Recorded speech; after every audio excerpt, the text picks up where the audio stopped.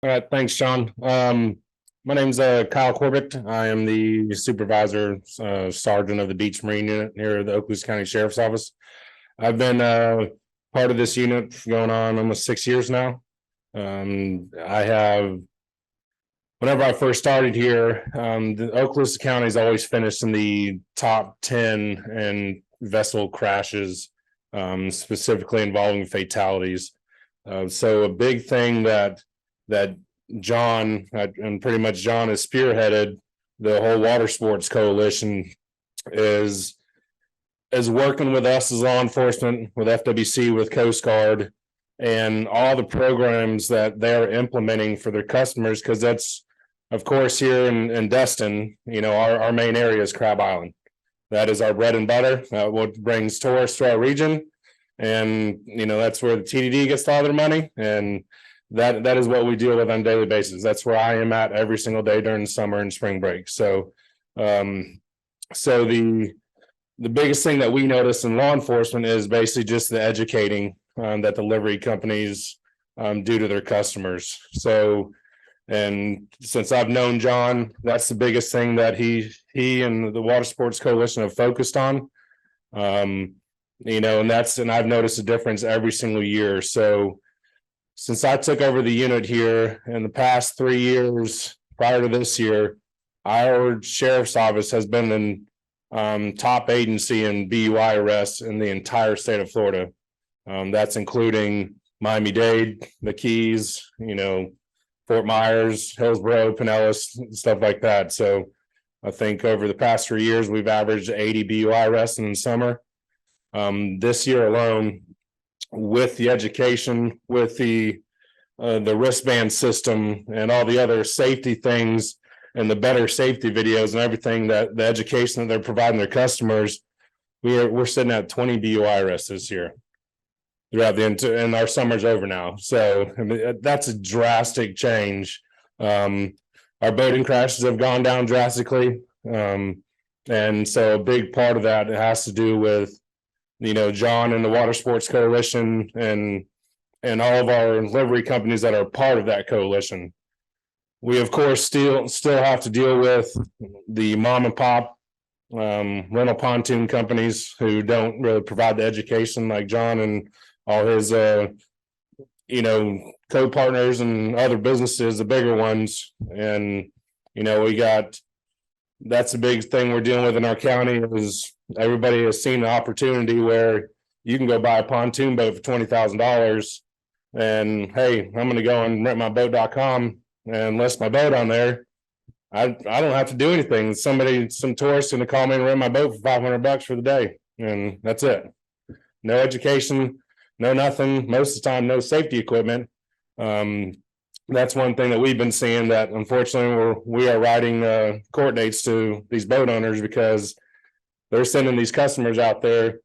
They might have 12 people on the boat and 4 little babies on the boat, and they only got 4 life jackets. So that's a big issue for us. And so that's the biggest thing that we're seeing with our pontoon safety issues. But again, it's for those of you guys in other counties and everything is, especially with other rental and livery companies, is if you guys need help with dealing with that kind of stuff, like John is the man to talk to.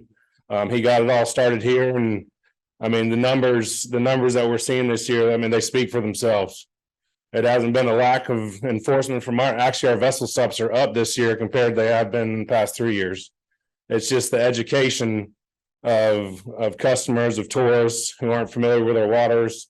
And that's the biggest thing is business owners and livery owners like John and all the other bigger companies that are part of the coalition that have been the driving force of this. So other than that, and that's I appreciate the opportunity to come here and talk to you guys. And I know John feels the same way. We always love to come. It's always me and him going somewhere to talk to people. So I think we're doing a pretty good job as a whole, as a joint task force, I guess you can say, with us and FWC and Coast Guard. And, our crashes are going down, or knock on wood.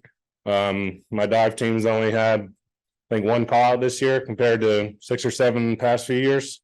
So that's a big thing that we're noticing. So, but other than that, and that's all we got.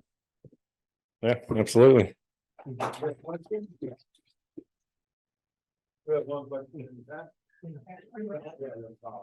When you rent your house, do you require people under the boat to have a boat safety? So in Florida, the way it works is if you're born after January 1st, 1988, then you're required to. So at my dock, I actually have a ID scanner where we'll scan the ID and it'll beep at you if they're of not the age. I do have a question on the coalition. I'm assuming if membership is they're due. So what we do for the water sports guys, like if you're like a small operation of like, I think it's like less than 10 boats, then the fee was like maybe $200. If you had more than 20, I think it was like 500. And then I think we had some smaller programs too. And really all this money is used for is to pay for the stickers, pay for these safety videos. So it's just going right back into the program. If you guys haven't seen the safety videos yet, I know at least the sheriff's office has shared them. The TDD with Okaloosa has shared them. They are fantastic and they did a heck of a job with it.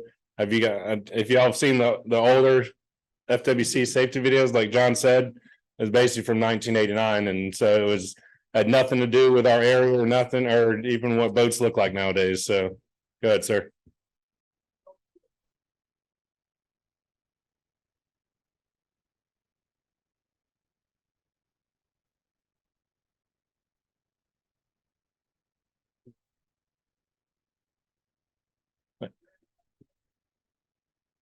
Yeah, so actually, well, I guess Alex stepped out, but he's our Okaloosa County Waterways. I think he's coming up next.